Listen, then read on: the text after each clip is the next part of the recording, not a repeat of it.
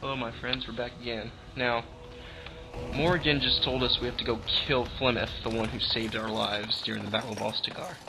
Probably already knew that. Let's see, is there anything else I can give to my companions? Let's see, Alistair. First of all, let's get a better rune. Sandal. Enchantment? I want some enchanting done. Enchantment! I have a journeyman lightning rune.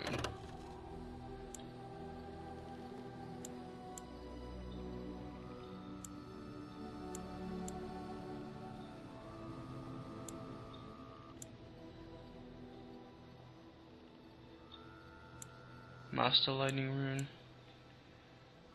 Let's see, the master lightning rune and the one I have. This is +2 electricity damage. And the master one, +4. So we're gonna put that in. Bloodline, you can have this. And Alistair's thing right here, have mine.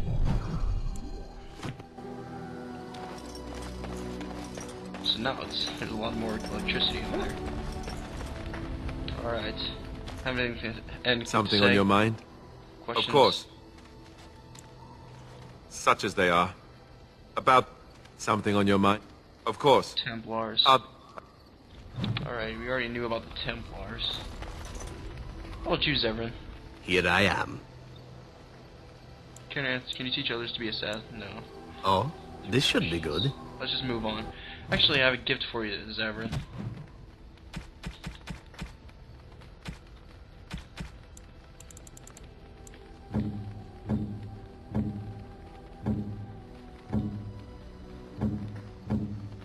Zevran. I shall treasure it. Thank you. I've a question, if I may. Go ahead. Well, here's the thing. I swore an oath to serve you, yes? And I understand the quest you're on, and this is all very fine and well. My question pertains to what you intend to do with me once this business is over with, as a point of curiosity. You could go if you wanted. Could I? And what if I didn't wish to leave? I could always use a friend. Indeed. I might even be glad to call myself such, come to think of it. It is good to know what my options might be, but that is for another time. For now, we have much to do, yes? Thank you. What say you? Let us not do this one, because then he'll flirt with us, ask questions. By all means. So tell me about your adventures. My adventures? I'm hardly an old man just returned from across the ocean, am I? Should I shake my fist at nearby children while I talk about the good old days? You certainly talk like you've had adventures. Falling down a flight of stairs is an adventure. Falling into someone's bed, also an adventure. I am assuming what you're looking for are professional anecdotes. Let's see, my second mission ever for the Crows was a bit intriguing. I was sent to kill a mage who had been meddling in politics. The Crows were willing to anger the Circle of Magi. In Antiva, nobody is too important to escape the reach of the Crows. They've killed kings and queens. That is simply how it is. As it turned out, the mage in question was quite a delightful young woman. Long, divine legs, as I recall. I caught her in a carriage on her way to escape to the provinces. After I killed her guard, she got down on her hands and knees and begged for her life. Rather aptly, I might add. So I joined her in the carriage for the night and left the next morning. And she didn't try to kill you? Well, yes, twice, actually. Then she decided to try and use me instead. The woman had actually convinced me to speak to the Crows on her behalf. What can I say? I was young and foolish at the time. Then, as I was kissing her goodbye to return to Antiva City, she slipped on the threshold and fell backwards out of the carriage. Broke her neck. Shame, really, but at least it happened quickly. Were you upset? At first, yes. Well, not upset. Surprised is really a better word. Then I found out that she had told the driver to take her to Janellen instead. She had planned to lose me in the provinces. I would have looked very foolish to the Crows. As it was, my master was very impressed that I had done such a fine job of making it look like an accident. The Circle of Magi was unaware of foul play, and everyone was happier all around. Except for the mage. I suppose, but she was dead. She didn't need to be happy. It was after that when I learned that one needn't let a pretty face go to your head. Professionalism was key. That's my moral of the day, you see. A wise lesson to learn. And one that not everyone learns, I'm sad to say. But that's enough tale spinning from me for the moment. Talking about the mage has made me a bit nostalgic, I'm afraid. Ah, the good old days. Thank you, Zevran. Let's talk more. What say you? Can you teach others to be an assassin? I could teach others, but not yourself. First, I would need someone who has training as a rogue. That is, unless you would care to spend the years it takes to gain the fundamentals. But if there should be such a person who desires this training, yes, by all means, send them to me. The crows are already furious, no? I shall enjoy tweaking their nose further. Alright. What say you? Questions? By all means. So tell me more about your adventures. Again? Well now, what might interest you, I wonder? Shall I describe the stages involved with Lanthrax poisoning? I watched a man go through all 7 once. If you like, certainly. No, I'll not inflict that upon you just yet. Let's see, how about the largest battle I ever took part in? That would have been the slaughter of Prince Osrin. Did you hear of that down in these parts? You killed a prince? Me? Not personally, but I did take part in the attack. Prince Osrin was 4th in line to the throne, you see. He started off as 11th, but worked his way up the old-fashioned method by inheriting control of an entire Crocel from his grandfather. After assassinating his way through the royal family, the king hired 3 other cells to take down Prince Osrin once and for all. I was in one of those cells. Is this so why not simply arrest him? So this was a very big deal? Antivan royalty is very much bound up in the crows. You wouldn't want it run by a bunch of commoners, after all, would you? And this means they get involved in politics quite often. This particular fight nearly bankrupted the nation, I understand. It almost ended up putting a crow on the throne, a commoner. But that's a whole different story. I played a very small part. What'd you do? My part in the entire battle was taken up trying to reach Princess Verina, who had thrown in with her brother. I killed about 11 of her guards personally before I got knocked out of a window.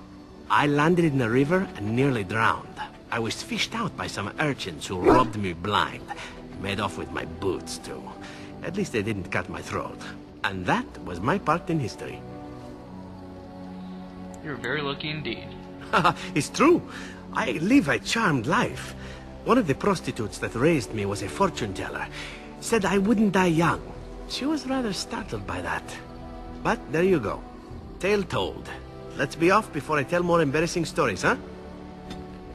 Let's keep talking, Zervan. What say you? By all means. More adventures. Well, the only one that's really worth telling is the story of the mission right before I came to Ferelden. But no, I would rather not. I shouldn't have said anything. Alright, I understand. It's alright, I understand. Thank you. Perhaps another day, huh? Alright, so he's hiding something. We level him up.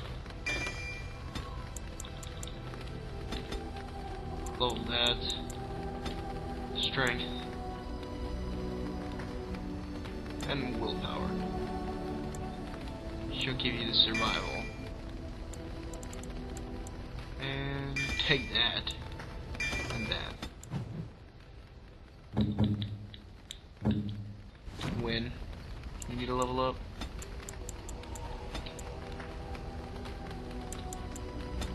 There.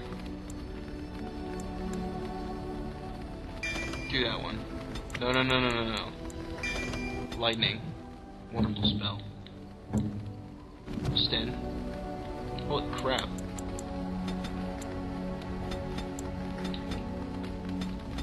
No match for you.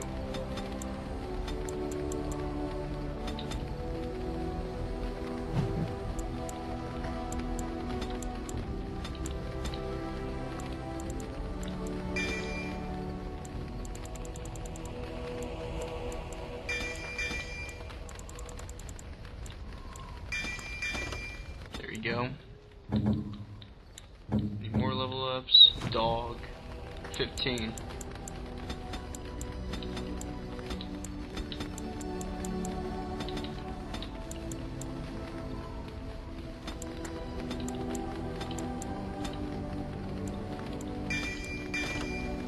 No, you're a warrior. Morrigan. Jeez. I'm just gonna auto level up, I'm not doing that. Let's see.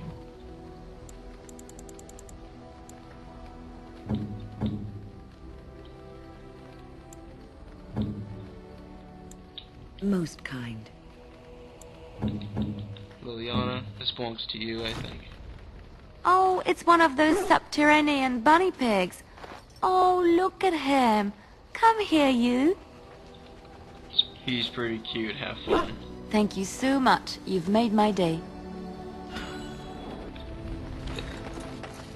Talk to Wen. Does she have anything to say? Oh, it's been a long day. Rest. Are you alright? Yes, of course. I am just a little weary. As you may have noticed, I'm no spring Didn't chicken. you say this before? No, you're a person. Ha, very funny. But in all honesty, I do not know how many years I have left in me. I have lived for such a long time, but there is always something else to do. And I have to keep going in order to do it. I think I will be glad when I am done. Hey, don't say those things. We still need you. Oh, no. I'm not the sort of person that leaves things unfinished. I'll see this through, I promise. Have you encountered many abominations, apart from the ones in the Circle Tower? Well, there was Connor.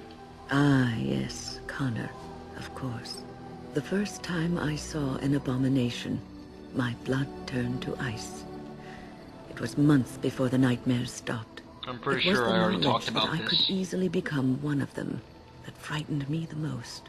You're a grey mage. You would never become an abomination. Every mage is vulnerable, no matter how accomplished or powerful. That is the first thing we learn, and overconfidence can lead to recklessness. One slip. All it takes is one slip, and everything you are is simply gone, replaced by madness. And there is no turning back, or at least that's what they say. You have doubts? Of late, I have begun to wonder if there is any way an abomination can be cured, or if a mage could be so possessed and still retain their sanity, their humanity. If one retains one's humanity, one is not an abomination. Yes, it is madness and cruelty that define abominations. If those are lacking, if the mage remembers the person they truly are, then they are not an abomination. I never saw that. Thank you for showing me another way of looking at it. Yeah. It's good to know Ogren. Come to talk to old Ogren, have you? Don't know why. What's wrong, Ogren? Nothing. I'm fine. Just, I got a hornet in my eye is all. Did you want to talk about something?